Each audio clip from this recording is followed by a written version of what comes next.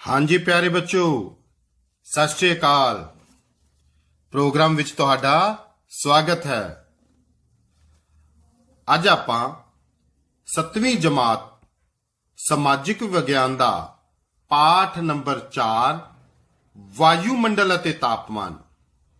7वीं जमात दा पाठ 4 वायुमंडल अते तापमान दा भाग पहला पढ़ांगे। इस पाठ ਨੂੰ ਅਸੀਂ दो भागां ਵਿੱਚ मुकम्मल ਕਰਨ ਦੀ कोशिश करांगे ਤੇ ਅੱਜ ਆਪਾਂ भाग पहला भाव ਅੱਧਾ पाठ मुकम्मल ਕਰਨ ਦੀ कोशिश करांगे। पाठ 4 वायुमंडल ਅਤੇ तापमान। ਇਹ ਸਾਡੀ ਧਰਤੀ ਹੈ।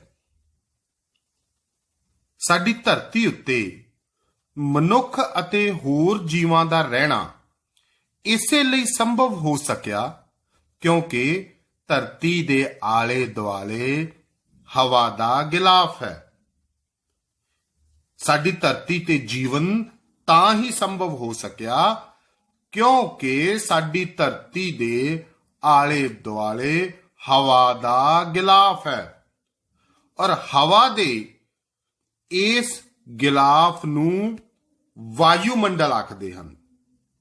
ਸਾਡੀ ਧਰਤੀ ਦੇ ਆਲੇ ਦੁਆਲੇ ਹਵਾ ਦਾ ਗਿਲਾਫ ਹੈ ਤੇ ਹਵਾ ਦੇ ਇਸ ਗਿਲਾਫ ਨੂੰ ਵਾਯੂਮੰਡਲ ਆਖਦੇ ਹਨ। ਇਹ ਗਿਲਾਫ 1600 ਕਿਲੋਮੀਟਰ ਦੀ ਉਚਾਈ ਤੱਕ ਹੈ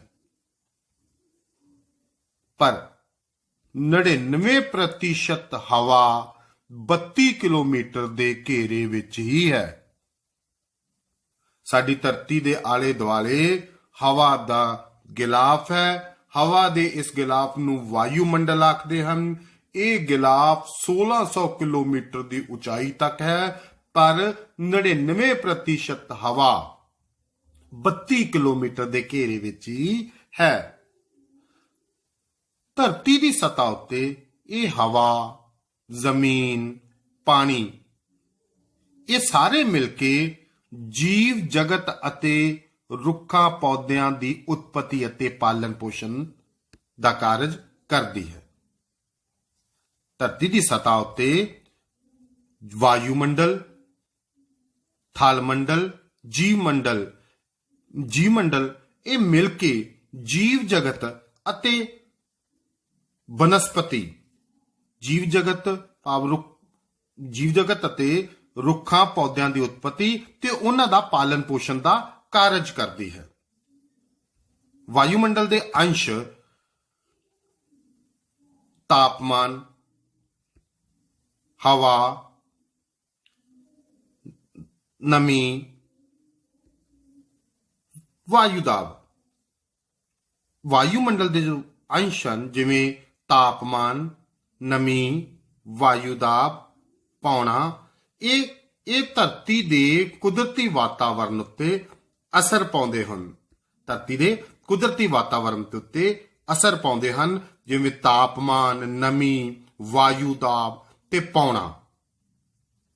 ਬੱਚਿਓ, ਵਾਤਾਵਰਣ ਦੇ ਅੰਸ਼ਾਂ ਵਿੱਚੋਂ ਵਾਯੂਮੰਡਲ ਵਿੱਚ ਸਭ ਤੋਂ ਵੱਧ ਤਬਦੀਲੀ ਦੇਖਣ ਨੂੰ ਮਿਲਦੀ ਹੈ। ਥਲ ਮੰਡਲ ਤੇ ਜਲ ਮੰਡਲ ਇਹਨਾਂ ਵਿੱਚੋਂ ਸਭ ਤੋਂ ਵੱਧ ਜੋ ਤਬਦੀਲੀ ਹੈ ਉਹ ਵਾਤਾਵਰਣ ਦੇ ਅੰਸ਼ਾਂ ਵਿੱਚੋਂ ਵਾਯੂਮੰਡਲ ਵਿੱਚ ਸਭ ਤੋਂ ਵੱਧ ਤਬਦੀਲੀ ਦੇਖਣ ਨੂੰ, ਅਦਲਾ ਬਦਲੀ ਦੇਖਣ ਨੂੰ ਮਿਲਦੀ ਹੈ। ਕੁਦਰਤੀ ਵਾਤਾਵਰਣ ਦੇ ਅੰਸ਼ ਹਨ ਥਲ ਮੰਡਲ ਭਾਵ ਜ਼ਮੀਨ, ਜਲ ਮੰਡਲ ਪਾਣੀ, ਵਾਯੂਮੰਡਲ ਹਵਾ। ਥਲ ਮੰਡਲ, ਜਲ ਮੰਡਲ ਅਤੇ ਵਾਯੂਮੰਡਲ ਇਹ ਕੁਦਰਤੀ ਵਾਤਾਵਰਣ ਦੇ ਅੰਸ਼ ਹਨ। ਵਾਯੂਮੰਡਲ ਦੇ ਅੰਸ਼ ਹਵਾ, ਤਾਪਮਾਨ, ਨਮੀ, ਵਾਯੂ ਦਾਬ ਆਦਿ ਵਾਯੂਮੰਡਲ ਦੇ ਅੰਸ਼ ਹਨ। ਕੁਦਰਤੀ ਵਾਤਾਵਰਣ ਦੇ ਅੰਸ਼ ਜ਼ਮੀਨ, ਪਾਣੀ, ਹਵਾ ਭਾਵ ਥਲ ਮੰਡਲ, ਜਲ ਮੰਡਲ ਅਤੇ ਵਾਯੂਮੰਡਲ ਕੁਦਰਤੀ ਵਾਤਾਵਰਣ ਦੇ ਅੰਸ਼ ਹਨ।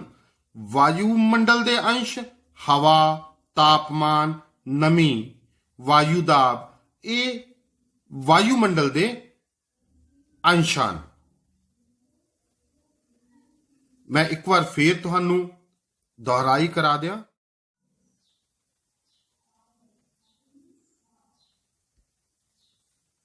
ਹਵਾ ਦੇ ਗਿਲਾਫ ਨੂੰ ਵਾਯੂਮੰਡਲ ਆਖਦੇ ਹਨ। ਵਾਯੂਮੰਡਲ ਦੀ ਉਚਾਈ 1600 ਕਿਲੋਮੀਟਰ ਤੱਕ ਹੈ। 99% ਹਵਾ 32 ਕਿਲੋਮੀਟਰ ਦੇ ਘੇਰੇ ਵਿਚਕਾਰ ਹੈ।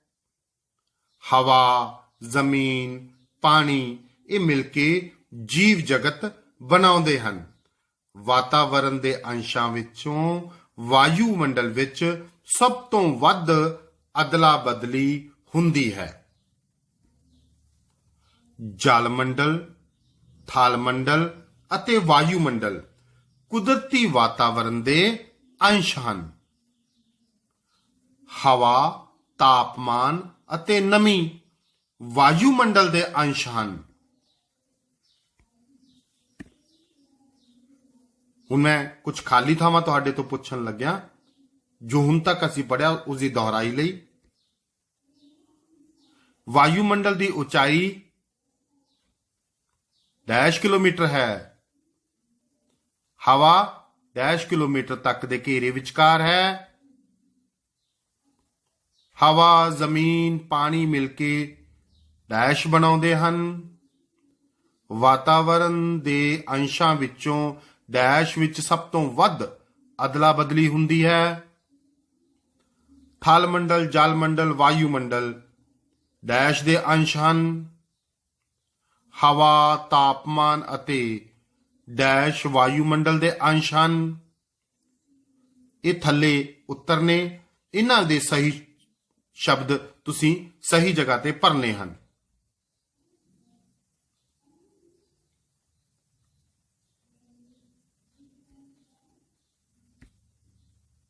ਵਾਯੂਮੰਡਲ ਦੀ ਉਚਾਈ 1600 ਕਿਲੋਮੀਟਰ ਹੈ। 99% ਹਵਾ 32 ਕਿਲੋਮੀਟਰ ਦੇ ਘੇਰੇ ਵਿਚਕਾਰ ਹੈ। ਹਵਾ, ਜ਼ਮੀਨ, ਪਾਣੀ ਮਿਲ ਕੇ ਜੀਵ ਜਗਤ ਬਣਾਉਂਦੇ ਹਨ। ਵਾਤਾਵਰਣ ਦੇ ਅੰਸ਼ਾਂ ਵਿੱਚ ਵਾਯੂਮੰਡਲ ਵਿੱਚ ਸਭ ਤੋਂ ਵੱਧ ਅਦਲਾ ਬਦਲੀ ਹੁੰਦੀ ਹੈ। ਜਲ ਮੰਡਲ, ਥਲ ਮੰਡਲ, ਵਾਯੂਮੰਡਲ ਕੁਦਰਤੀ ਵਾਤਾਵਰਣ ਦੇ ਅੰਸ਼ ਹਨ। ਹਵਾ, ਤਾਪਮਾਨ ਅਤੇ ਨਮੀ ਵਾਯੂਮੰਡਲ ਦੇ ਅੰਸ਼ ਹਨ। ਅੱਗੇ ਅਸੀਂ ਪੜ ਰਹੇ ਹਾਂ ਵਾਯੂਮੰਡਲ ਦੀ ਬਣਤਰ। ਵਾਯੂਮੰਡਲ ਦੀ ਬਣਤਰ।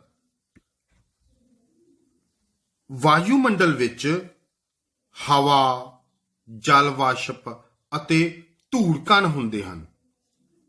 ਵਾਯੂਮੰਡਲ ਵਿੱਚ ਹਵਾ, ਜਲ ਵਾਸ਼ਪ ਅਤੇ ਧੂੜ ਕਣ ਹੁੰਦੇ ਹਨ। ਧੂੜ ਕਣ ਅਤੇ ਜਲ ਵਾਸ਼ਪ ਭਾਰੇ ਹੋਣ ਕਰਕੇ ਵਾਯੂਮੰਡਲ ਦੀਆਂ ਹੇਠਲੀਆਂ ਤਹਿਾਂ ਵਿੱਚ ਹੀ ਹੁੰਦੇ ਹਨ ਤੇ ਹਵਾ ਗੈਸਾਂ ਦਾ ਮਿਸ਼ਰਣ ਹੈ। ਵਾਯੂਮੰਡਲ ਵਿੱਚ ਹਵਾ, ਜਲ ਵਾਸ਼ਪ ਅਤੇ ਧੂੜ ਕਣ ਹੁੰਦੇ ਹਨ। ਧੂੜ ਕਣ ਤੇ ਜਲ ਵਾਸ਼ਪ ਭਾਰੇ ਹੋਣ ਕਰਕੇ ਵਾਯੂਮੰਡਲ ਦੀਆਂ ਹੇਠਲੀਆਂ ਤਹਿਾਂ ਵਿੱਚ ਹੀ ਹੁੰਦੇ ਹਨ ਤੇ ਹਵਾ ਗੈਸਾਂ ਦਾ ਮਿਸ਼ਰਣ ਹੈ। ਵਾਯੂਮੰਡਲ ਵਿੱਚ ਜਿਉਂ-ਜਿਉਂ ਉਚਾਈ ਵੱਲ ਜਾਈਏ ਗੈਸਾਂ ਦੀ ਘਣਤਾ ਘਟਦੀ ਜਾਂਦੀ ਹੈ। ਵਾਯੂਮੰਡਲ ਵਿੱਚ nitrogen, oxygen, argon, carbon dioxide ਤੇ ਹਾਈਡਰੋਜਨ, ਤੁਸੀਂ ਸਕਰੀਨ ਤੇ ਦੇਖ ਰਹੇ ਹੋ ਵਾਯੂਮੰਡਲ ਵਿਚਲੀਆਂ ਗੈਸਾਂ। Nitrogen 78.3%, oxygen 20.99%, argon 0.94%, carbon 0.03%, hydrogen 0.01%। ਇਹ ਸਾਰੀਆਂ ਗੈਸਾਂ ਵਾਯੂਮੰਡਲ ਦੇ ਵਿੱਚ ਮੌਜੂਦ ਹੁੰਦੀਆਂ ਹਨ।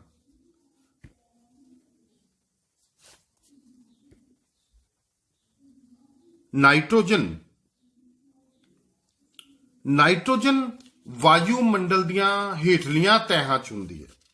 ਨਾਈਟ੍ਰੋਜਨ ਵਾਯੂਮੰਡਲ ਦੀਆਂ ਹੇਠਲੀਆਂ ਤਹਿਾਂ ਦੇ ਵਿੱਚ ਹੁੰਦੀ ਹੈ ਤੇ ਇਹ ਬੂਟਿਆਂ ਨੂੰ ਮਰਨ ਤੋਂ ਬਚਾਉਂਦੀ ਹੈ। ਨਾਈਟ੍ਰੋਜਨ 78.03% ਇਹ ਗੈਸ ਵਾਯੂਮੰਡਲ ਵਿੱਚ ਇਸ ਦੀ ਮਾਤਰਾ 78.03% ਹੁੰਦੀ ਹੈ। ਵਧੇਰੇ ਕਰਕੇ ਵਾਯੂਮੰਡਲ ਦੀਆਂ ਹੇਠਲੀਆਂ ਤਹਿਾਂ ਵਿੱਚ ਹੁੰਦੀ ਹੈ। ਵਧੇਰੇ ਕਰਕੇ ਵਾਯੂਮੰਡਲ ਦੀਆਂ ਹੇਠਲੀਆਂ ਤਹਿਾਂ ਵਿੱਚ ਹੁੰਦੀ ਹੈ ਤੇ ਬੂਟਿਆਂ ਨੂੰ ਮਰਨ ਤੋਂ ਬਚਾਉਂਦੀ ਹੈ। ਅਗਲੀ ਜੋ ਮਹੱਤਵਪੂਰਨ ਗੈਸ ਹੈ ਉਹ ਹੈ ਆਕਸੀਜਨ। ਆਕਸੀਜਨ ਦੂਜੀ ਮਹੱਤਵਪੂਰਨ ਗੈਸ ਹੈ ਜੋ ਜੀਵ ਜੰਤੂਆਂ ਦੀ ਰੱਖਿਆ ਕਰਦੀ ਹੈ। ਆਕਸੀਜਨ ਜੀਵ ਜੰਤੂਆਂ ਲਈ ਬਹੁਤ ਜ਼ਰੂਰੀ ਗੈਸ ਹੈ ਜੋ ਸਾਡੇ ਵਾਤਾਵਰਣ ਵਿੱਚ ਮਿਲਦੀ ਹੈ। ਅਗਲੀ ਗੈਸ ਹੈ ਕਾਰਬਨ ਡਾਈਆਕਸਾਈਡ। ਇਹ ਤੀਸਰੀ ਮਹੱਤਵਪੂਰਨ ਗੈਸ ਹੈ। ਇਹ ਵੇਲ ਬੂਟਿਆਂ ਦੀ ਉਸੇ ਤਰ੍ਹਾਂ ਪਾਲਣਾ ਕਰਦੀ ਹੈ ਜਿਵੇਂ ਆਕਸੀਜਨ ਜੀਵ ਜਾਤੀ ਦੀ। ਜਿਵੇਂ ਜੀਵ ਜੰਤੂਆਂ ਨੂੰ ਆਕਸੀਜਨ ਦੀ ਲੋੜ ਹੈ ਉਸੇ ਤਰ੍ਹਾਂ ਬਨਸਪਤੀ ਨੂੰ ਵੀ ਕਾਰਬਨ ਡਾਈਆਕਸਾਈਡ ਦੀ ਬਹੁਤ ਜ਼ਿਆਦਾ ਲੋੜ ਹੈ। ਇਹ ਬਹੁਤ ਤੀਸਰੀ ਮਹੱਤਵਪੂਰਨ ਗੈਸ ਹੈ। ਇਹ ਧਰਤੀ ਦੇ ਆਲੇ ਦੁਆਲੇ ਇੱਕ ਕੰਬਲ ਦਾ ਕੰਮ ਕਰਦੀ ਹੈ ਤੇ ਵਾਯੂਮੰਡਲ ਤੋਂ ਗਰਮੀ ਨੂੰ ਬਾਹਰ ਨਹੀਂ ਜਾਣ ਦਿੰਦੀ। ਪਹਿਲਾਂ ਅਸੀਂ ਨਾਈਟ੍ਰੋਜਨ ਬਾਰੇ ਜਾਣਿਆ, ਆਕਸੀਜਨ ਬਾਰੇ ਜਾਣਿਆ, ਕਾਰਬਨ ਡਾਈਆਕਸਾਈਡ। ਇਸ ਤੋਂ ਬਿਨਾ ਅਗਲਾ ਹੈ ਸਾਡੇ ਕੋਲੇ ਜਲ ਕਣ। ਵਾਯੂਮੰਡਲ ਵਿੱਚ ਤਬਦੀਲੀ ਲਿਆਉਣ ਦਾ ਇਹ ਅਹਿਮ ਕੰਮ ਕਰਦੇ ਹੈ। ਵਾਯੂਮੰਡਲ ਵਿੱਚ ਜਲ ਕਣਾਂ ਦੀ ਮਹੱਤਵਪੂਰਨ ਥਾਂ ਹੈ ਔਰ ਇਹ ਜਲ ਵਾਯੂ ਵਿੱਚ ਤਬਦੀਲੀ ਲਿਆਉਣ ਦਾ ਅਹਿਮ ਕੰਮ ਕਰਦੇ ਹਨ।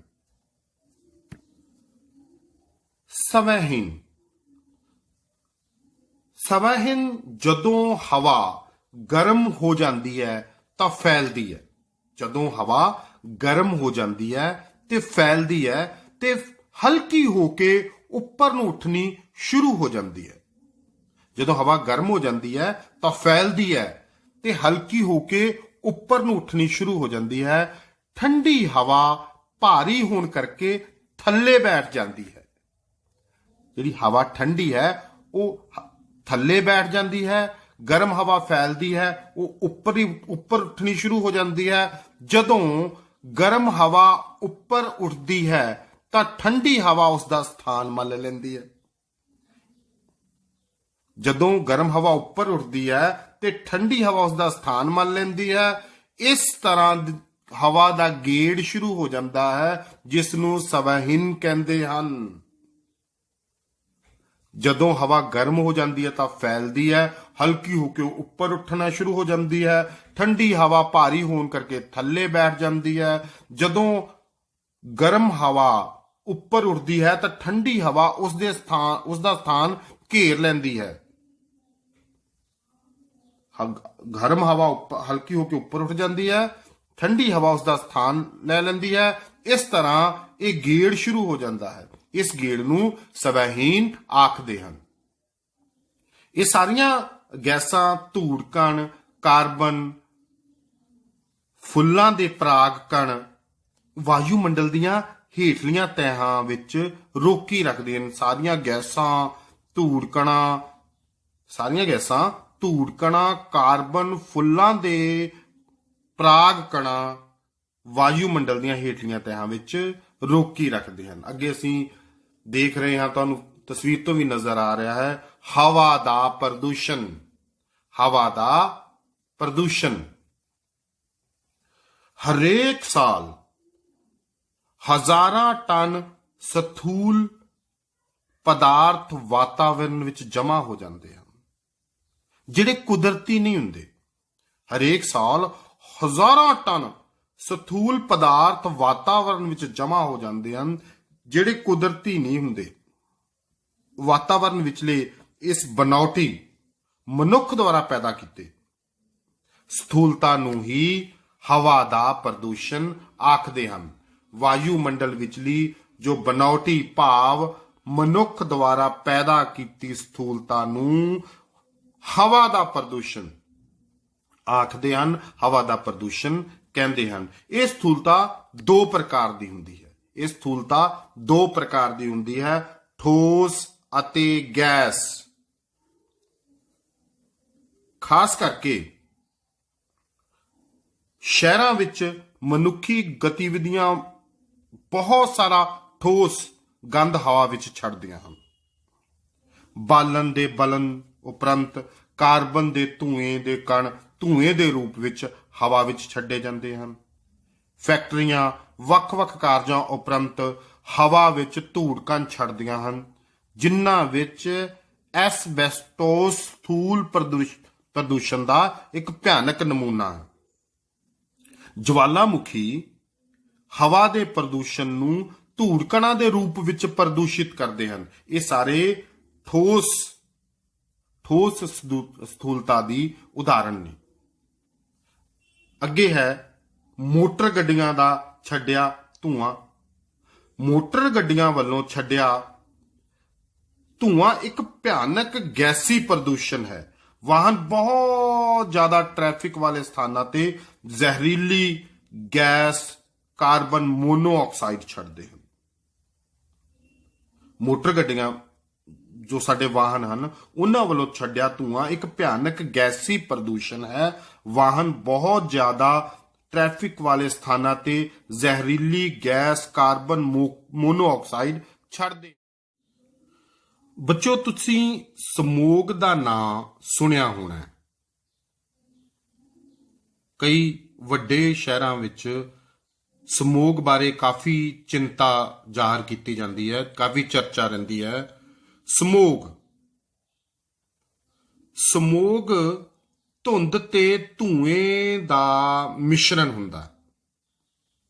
ਪਹਿਲਾਂ ਅਸੀਂ ਹਵਾ ਪ੍ਰਦੂਸ਼ਣ ਬਾਰੇ ਗੱਲ ਕੀਤੀ, ਉਸ ਨੂੰ ਥੋੜਾ ਜਿਹਾ ਮੈਂ ਦੁਹਰਾ ਦਿਆਂ ਕਿ ਜੋ ਬਨਾਵਟੀ ਸਥੂਲਤਾ ਮਨੁੱਖ ਦੁਆਰਾ ਹਵਾ ਦੇ ਵਿੱਚ ਰਲਾਈ ਜਾਂਦੀ ਹੈ, ਉਸ ਨੂੰ ਹਵਾ ਦਾ ਪ੍ਰਦੂਸ਼ਣ ਕਹਿੰਦੇ ਆ।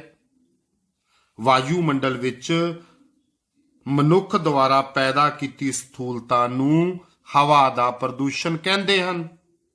ਇਹ ਸਥੂਲਤਾ ਦੋ ਤਰ੍ਹਾਂ ਦੀ ਹੁੰਦੀ ਹੈ, ਠੋਸ ਅਤੇ ਗੈਸ।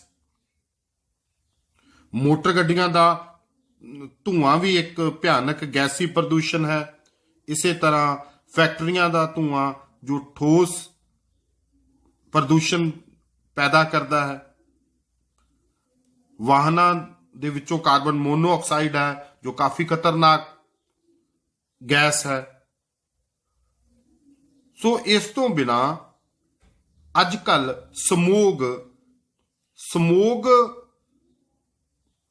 ਧੁੰਦ ਅਤੇ ਧੂਏ ਦਾ ਨਾਂ, ਧੁੰਦ ਅਤੇ ਧੂਆਂ ਨਾਮ ਦਾ ਪਦਾਰਥ ਵਾਤਾਵਰਣ ਵਿੱਚ ਬਹੁਤ ਹੁੰਦਾ ਹੈ। ਇਸ ਵਿੱਚ ਧੁੰਦ ਅਤੇ ਧੂਆਂ ਮਿਲਿਆ ਹੁੰਦਾ ਹੈ। ਅਸੀਂ ਇਸ ਬਾਰੇ ਅਖਬਾਰਾਂ ਵਿੱਚ ਪੜ੍ਹਦੇ ਰਹਿੰਦੇ ਹਾਂ। ਧੁੰਦ ਜਾਂ ਸਮੋਗ, ਧੁੰਦ ਜਾਂ ਸਮੋਗ ਕੁਝ ਅਜਿਹੇ ਸਥੂਲਾਂ ਦਾ ਮਿਸ਼ਰਣ ਹੁੰਦਾ ਹੈ ਜਿਹੜਾ ਸਿਹਤ ਉੱਤੇ ਕਾਫੀ ਹਾਨੀਕਾਰਕ ਪ੍ਰਭਾਵ ਛੱਡਦਾ ਹੈ। ਧੁੰਦ ਜਾਂ ਸਮੋਗ ਕੁਝ ਅਜਿਹੇ ਸਥੂਲਾਂ ਦਾ ਮਿਸ਼ਰਣ ਹੁੰਦਾ ਹੈ ਜਿਹੜਾ ਸਿਹਤ ਉੱਤੇ ਬਹੁਤ ਹਾਨੀਕਾਰਕ ਪ੍ਰਭਾਵ ਛੱਡਦਾ ਹੈ। ਹਵਾ ਦੇ ਪ੍ਰਦੂਸ਼ਣ ਦਾ ਮੁੱਖ ਕਾਰਨ ਹਵਾ ਵਿੱਚ ਓਜ਼ੋਨ ਗੈਸ ਦੀ ਘੱਟ ਮਾਤਰਾ। ਹਵਾ ਦੇ ਪ੍ਰਦੂਸ਼ਣ ਦਾ ਮੁੱਖ ਕਾਰਨ ਹਵਾ ਵਿੱਚ ਓਜ਼ੋਨ ਗੈਸ ਦੀ ਘੱਟ ਮਾਤਰਾ ਹੈ, ਜੋ ਕਿ ਜ਼ਿਆਦਾ ਵਾਹਨ ਆਵਾਜਾਈ ਕਰਕੇ ਹੁੰਦਾ ਹੈ। ਖਾਸ ਕਰਕੇ ਉਹਨਾਂ ਥਾਵਾਂ ਤੇ ਜਿੱਥੇ ਬਹੁਤ ਸਾਰੀਆਂ ਫੈਕਟਰੀਆਂ ਹਨ ਤੇ ਲੋਕ ਉੱਥੇ ਵਾਹਨਾਂ ਰਾਹੀਂ ਕੰਮ ਕਰਨ ਲਈ ਵਰਤਦੇ ਹਨ, ਆਉਂਦੇ ਜਾਂਦੇ ਹਨ। ਫੈਕਟਰੀਆਂ ਬਹੁਤ ਸਾਰੀਆਂ ਹਨ ਤੇ ਲੋਕ ਉੱਥੇ ਵਾਹਨਾਂ ਰਾਹੀਂ ਕੰਮ ਕਰਨ ਲਈ ਜਾਂਦੇ ਹਨ। ਸਰਕਾਰ ਦੁਆਰਾ ਭਾਵੇਂ ਹਵਾ ਗੰਧਲੀ ਕਰਨ ਵਾਲੇ ਸਰੋਤਾਂ ਨੂੰ ਕੰਟਰੋਲ ਕਰਨ ਲਈ ਬਹੁਤ ਸਾਰੇ ਨਿਯਮ ਬਣਾਏ ਗਏ ਹਨ।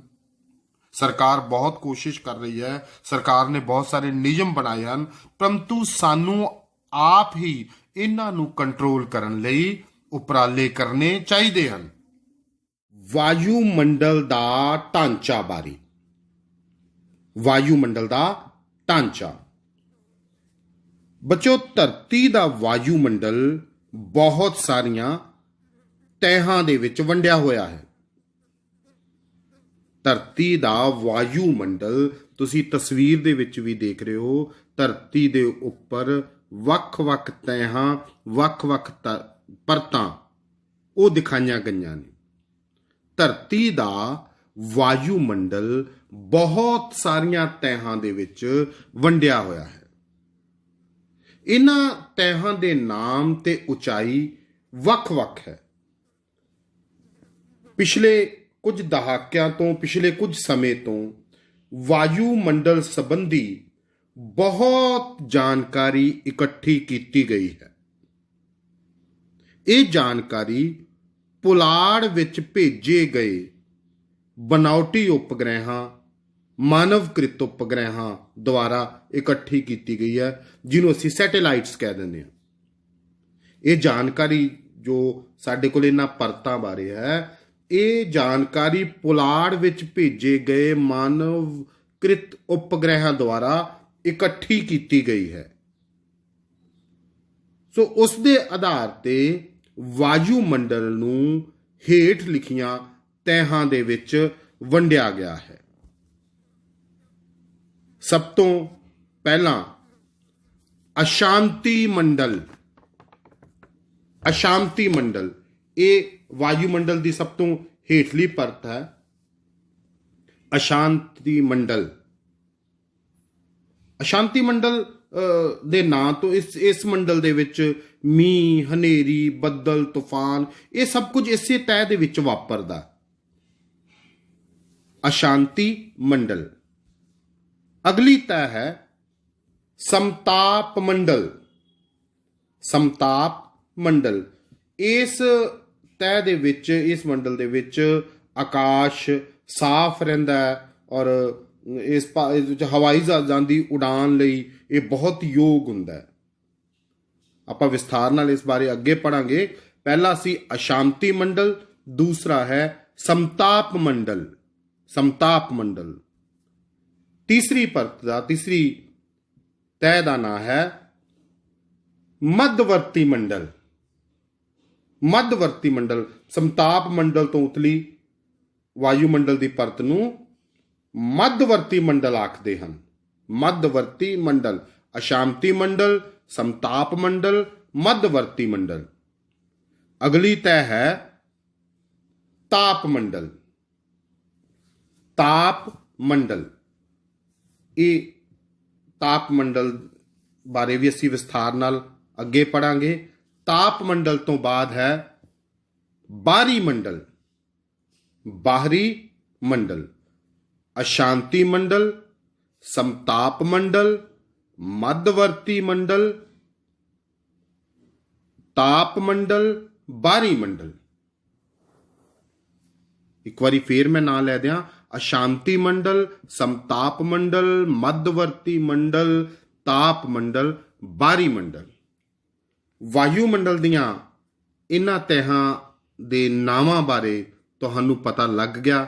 ਇਹਨਾਂ ਤਹਿਾਂ ਬਾਰੇ ਵਿਸਥਾਰ ਸਾਹਿਤ ਅਸੀਂ ਭਾਗ 2 ਵਿੱਚ ਪੜਾਂਗੇ। ਹੁਣ ਮੈਂ ਤੁਹਾਡੇ ਤੋਂ ਅੱਜ ਪੜ੍ਹੇ ਗਏ ਪਾਠ ਵਿੱਚੋਂ ਦੁਹਰਾਈ ਲਈ ਕੁਝ ਪ੍ਰਸ਼ਨ ਪੁੱਛਣ ਜਾ ਰਿਹਾ ਹਾਂ। ਤੁਸੀਂ ਸੋਚ ਕੇ ਇਹਨਾਂ ਪ੍ਰਸ਼ਨਾਂ ਦੇ ਜਵਾਬ ਦੇਣੇ ਹਨ। ਤੁਹਾਡਾ ਪਹਿਲਾ ਪ੍ਰਸ਼ਨ ਹੈ, ਵਾਯੂ ਪ੍ਰਦੂਸ਼ਣ ਕਿਸ ਨੂੰ ਆਖਦੇ ਹਨ? ਵਾਯੂ ਪ੍ਰਦੂਸ਼ਣ, ਹਵਾ ਦਾ ਪ੍ਰਦੂਸ਼ਣ ਕਿਸ ਨੂੰ ਆਖਦੇ ਹਨ? ਵਾਯੂ ਪ੍ਰਦੂਸ਼ਣ ਕਿਸ ਨੂੰ ਆਖਦੇ ਹਨ?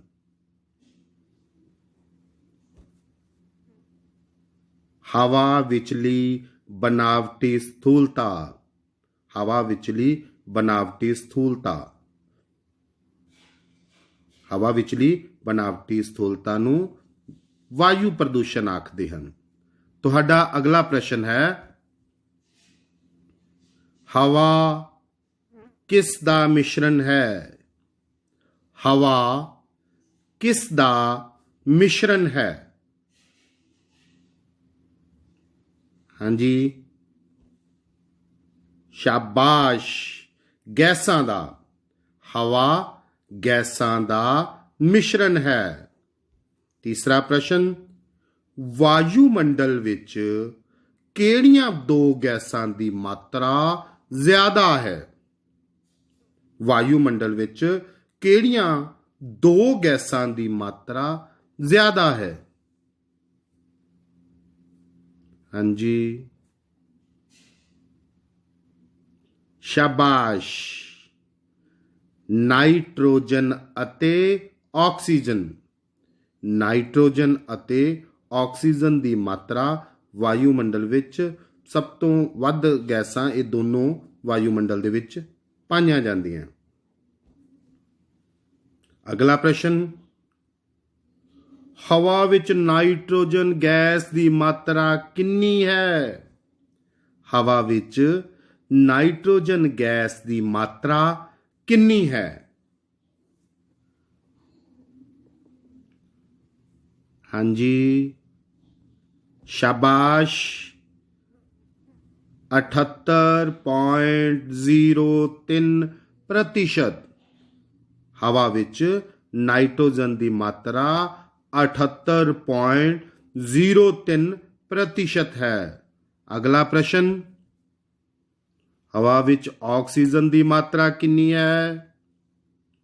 ਹਵਾ ਵਿੱਚ ਆਕਸੀਜਨ ਦੀ ਮਾਤਰਾ ਕਿੰਨੀ ਹੈ?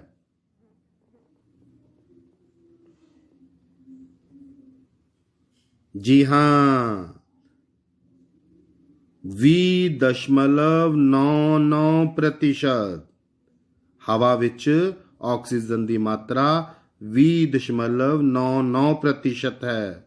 ਔਰ ਤੁਸੀਂ ਪਹਿਲਾਂ ਵੀ ਪ੍ਰਸ਼ਨ ਪੜ੍ਹ ਕੇ ਗਏ ਹੋ ਕਿ ਇਹ ਦੋ ਗੈਸਾਂ ਨਾਈਟ੍ਰੋਜਨ ਤੇ ਆਕਸੀਜਨ ਦੀ ਮਾਤਰਾ ਹਵਾ ਦੇ ਵਿੱਚ ਸਭ ਤੋਂ ਵੱਧ ਹੈ। ਅਗਲਾ ਪ੍ਰਸ਼ਨ, ਅਸੀਂ ਸਾਹ ਲੈਣ ਲਈ ਕਿਹੜੀ ਗੈਸ ਵਰਤਦੇ ਹਾਂ? ਜੀਵ ਜੰਤੂ ਜਾਂ ਅਸੀਂ ਸਾਹ ਲੈਣ ਲਈ ਕਿਹੜੀ ਗੈਸ ਵਰਤਦੇ ਹਾਂ? ਸ਼ਾਬਾਸ਼, ਸਾਰੇ ਜਵਾਬ ਦੇਣਗੇ ਇਹਦਾ। ਕਿਹੜੀ?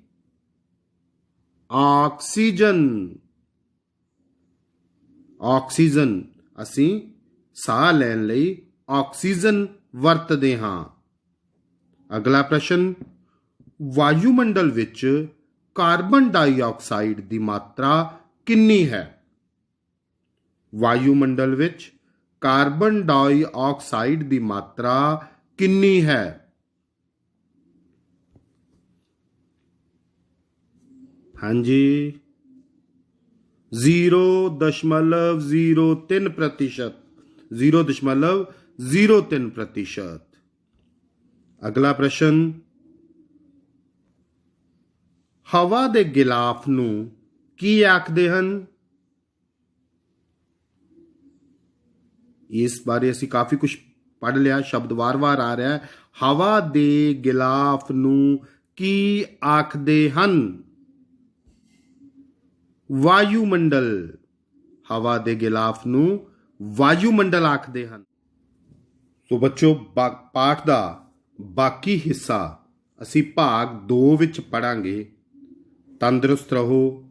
ਸਾਰਿਆਂ ਦਾ ਬਹੁਤ ਬਹੁਤ ਧੰਨਵਾਦ। ਸ਼ੁਕਰੀਆ।